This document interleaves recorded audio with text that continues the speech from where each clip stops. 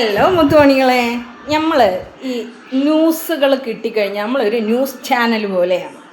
നമുക്ക് ഈ എന്തെങ്കിലും ന്യൂസ് കിട്ടിക്കഴിഞ്ഞാൽ നമ്മൾ എന്ത് ചെയ്യുമെന്നറിയാമോ? നമ്മളത് വന്ന് സോഷ്യൽ മീഡിയയിൽ അങ്ങ് പറയും. അതായത് ഈ പിന്നെ മക്കളുള്ള സ്ത്രീകളെ കല്യാണം കഴിക്കുന്ന ചില മഹാന്മാരുണ്ട്. അതിലൊരു മഹാനുണ്ട്, ഒരു മഹാൻ. ആ മഹാൻ നല്ല സുഖമായിട്ട് പണിയെടുക്കാതെ തിന്നുകയും കുടിക്കുകയും ഒക്കെ ചെയ്യാമല്ലോ. ഇന്നലെ എന്തിനു മോളെ അവിടെ ഭയങ്കര അടിയായിരുന്നത്? ഇന്നലെ അവിടെ ഭയങ്കര മൂട്ടാനടിയായിരുന്നു അത്ര. അവന് കള്ളു കുടിക്കാൻ നീ പൈസ കൊടുത്തില്ല അത്ര. ആരും തരണില്ലേ ഇപ്പോൾ പൈസ? അപ്പം കള്ളു കുടിക്കില്ല, എൻ്റെ കള്ളു കുടിക്കൂല, എൻ്റെ കള്ളു കുടിക്കൂല, എൻ്റെ മക്കളെയൊക്കെ നോക്കുന്ന പൊന്നാര ഇക്ക, എൻ്റെ നെല്ലിക്ക പുല്ലിക്ക പുല്ലിക്ക ഇന്നലെ അവിടെ അടി ഇടി ഗുലുമാലൊന്നും വേണ്ട വേണ്ട ബഹളം അത്രേ കാണിച്ചിട്ടുണ്ട്. എന്തിനാണ്? എന്തിനാ പറ, എന്തിനാ? കള്ളു കുടിക്കാൻ പൈസ കൊടുത്തില്ല പോലും. ഗതികെട്ട ജീവിതം, ഗതികെട്ട ജന്മം.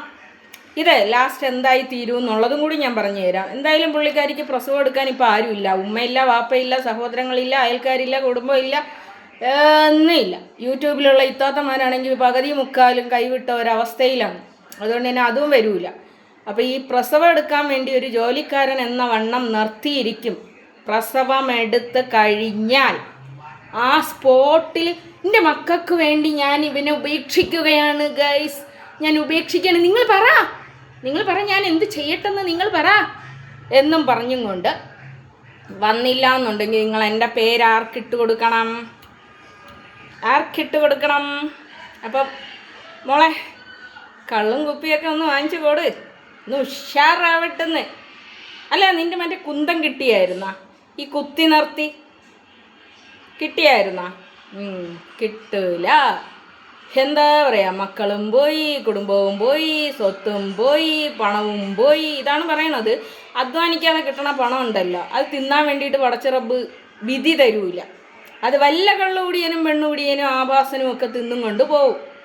മനസ്സിലായ? മോളും പോയി,